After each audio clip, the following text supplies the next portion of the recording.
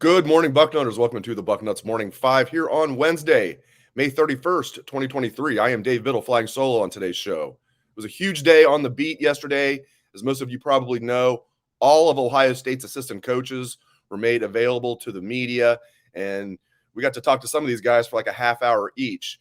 A lot of stuff to get into. We did not get Ryan Day, but that was expected. This was all about the assistant coaches, both coordinators, all the position coaches, and we got Mickey Marotti. So huge day yesterday. Let's start with what is the title of today's show, The Unleashing of CJ Hicks. I love what Jim Knowles had to say there yesterday.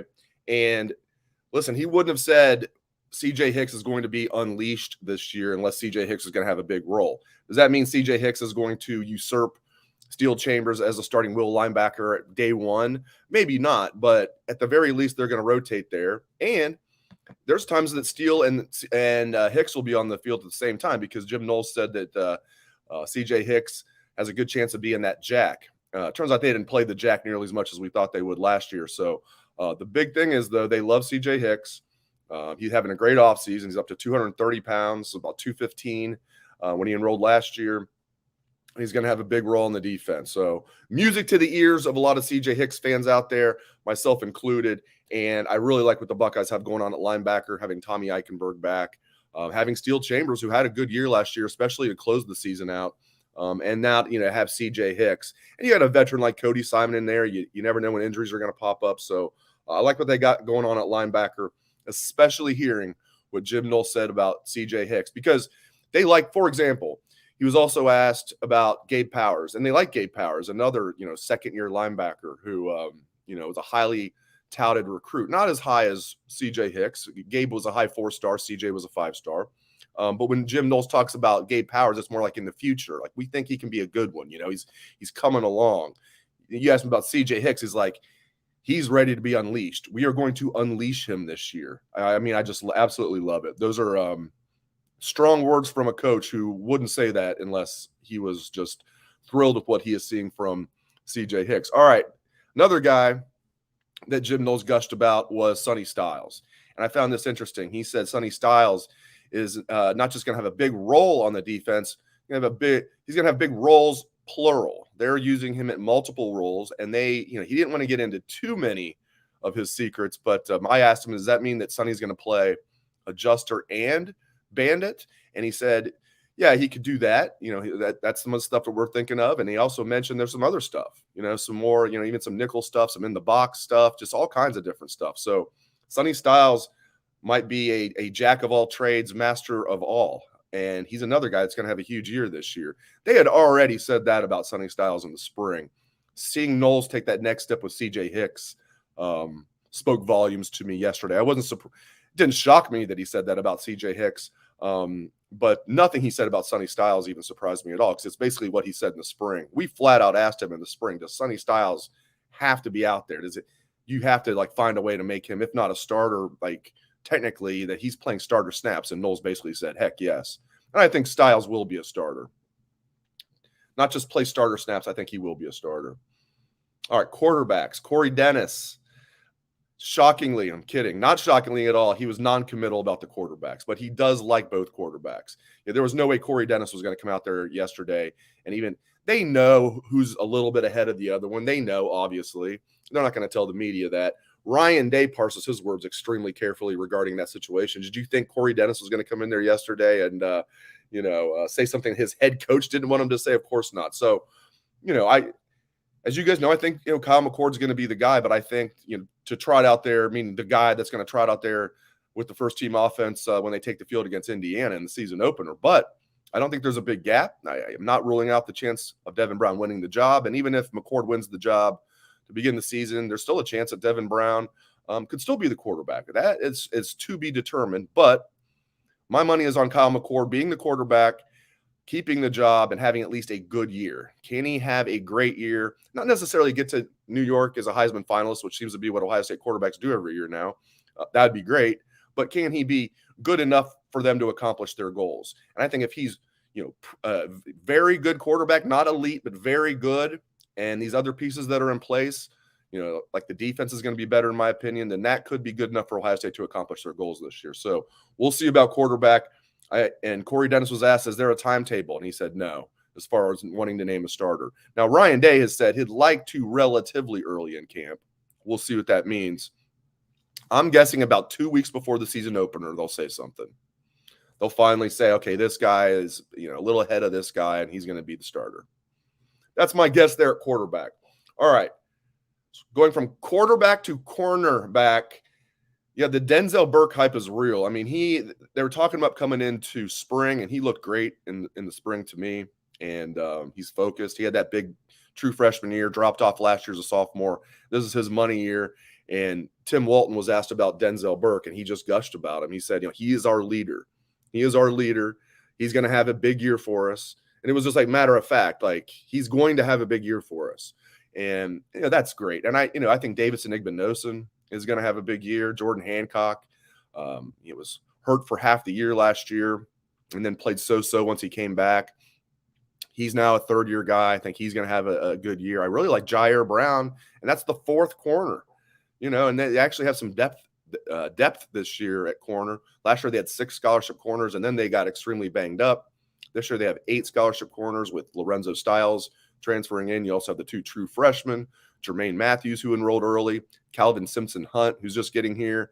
He'll either get here this weekend or just did get here. And Ryan Turner is the other one. And Ryan Turner and Jair Brown can also play that slot safety, which is really just a nickel back, slot safety, slot corner, really doesn't matter what you call it.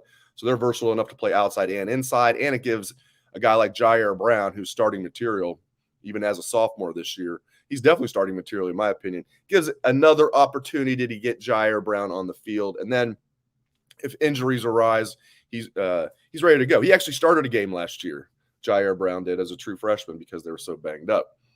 All right, Justin Frye, as we continue to move along here. Justin Frye, a lot of interesting comments on the offensive line. He's another guy. Frye is a cool guy, but he's also a guy that's not going to tell the media too much. Like Jim Knowles will tell you more of what he's actually thinking than a lot of the guys on the staff. Frye is a cool guy and is a fun guy to talk to, but he also chooses his words very carefully. He doesn't want to give anything away, even some stuff that you think might be obvious. Like even if you say like Donovan Jackson's definitely the left guard and Matt Jones is definitely the right guard, right? He'll say, yeah, you never know what could happen. That didn't happen yesterday. That's just an example. Like that's the most obvious thing. We know Donovan Jackson is going to be the left guard and Matt Jones is going to be the right guard. So good luck asking him like I tried to. Is Carson Hinsman probably going to be the starting center?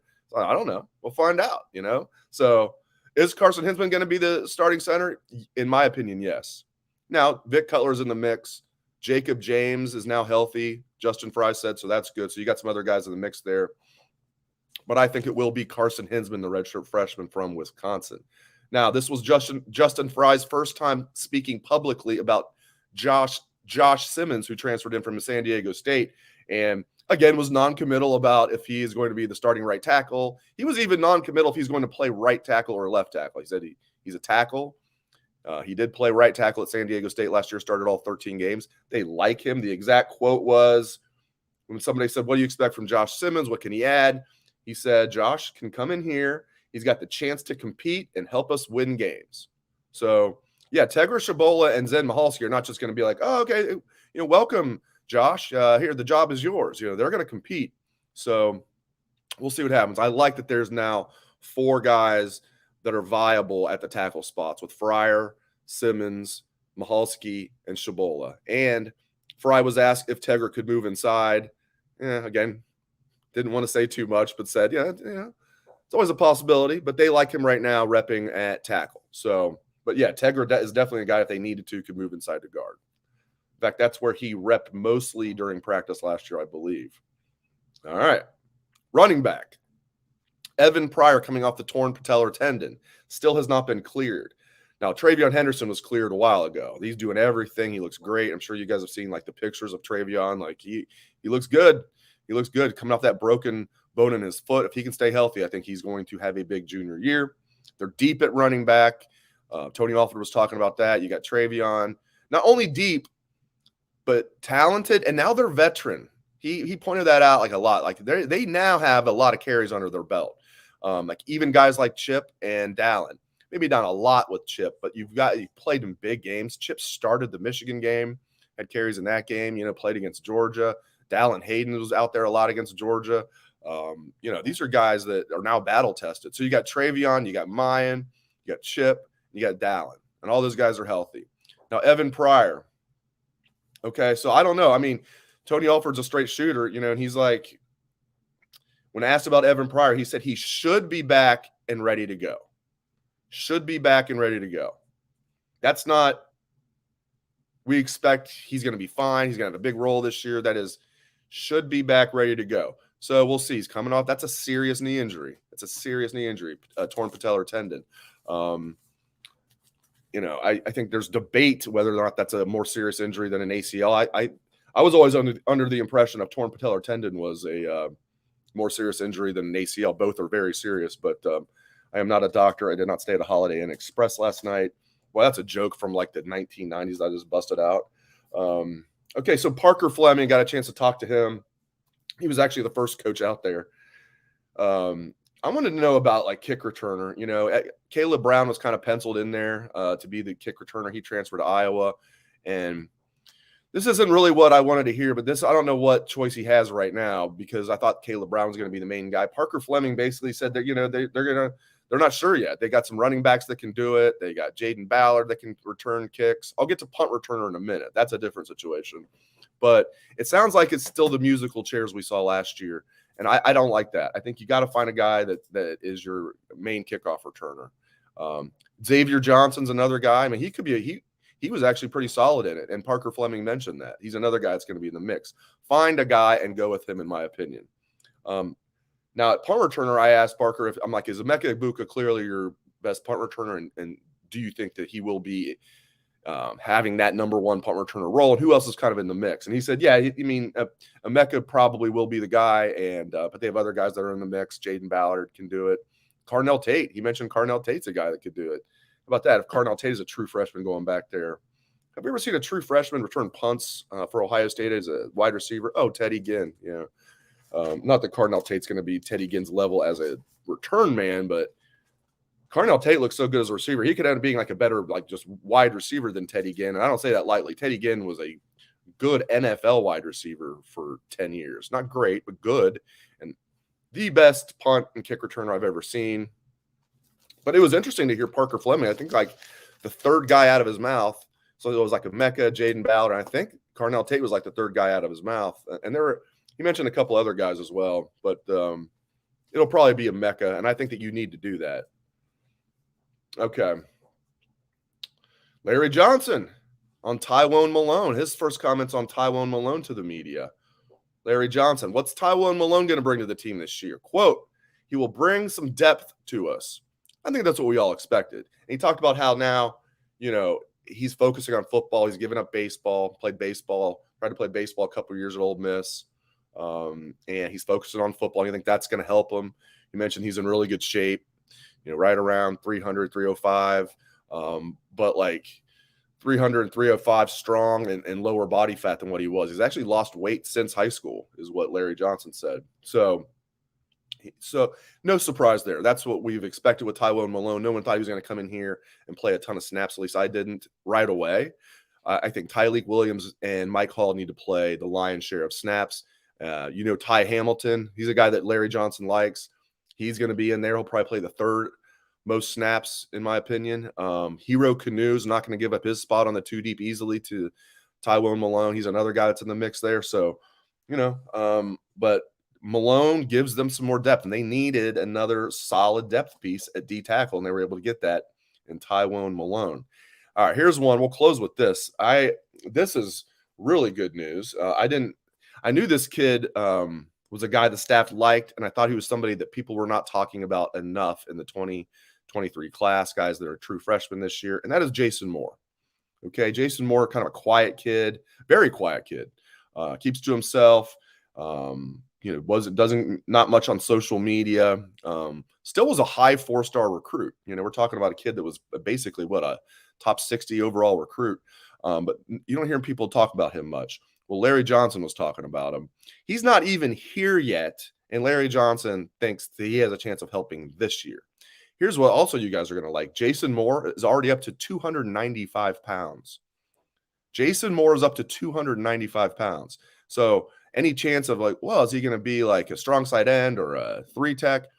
Now, you know, it will be a 3-tech. And Larry Johnson said he just absolutely loved his high school film. He loves the young man. He will arrive this Sunday, Jason Moore will. And Larry Johnson says, no, doesn't think he's going to play a ton as a true freshman because they're so loaded on the D line with JT Tuimoloau. I mean, he's a DN, but even the D tackles that I just mentioned. Now, maybe there's a chance that Jason Moore could play a decent amount, maybe like what we saw with Caden Curry last year at defensive end, but maybe even more snaps than that, something like that, where there's no way, after talking to Larry Johnson yesterday, there's no way Jason Moore's going to redshirt.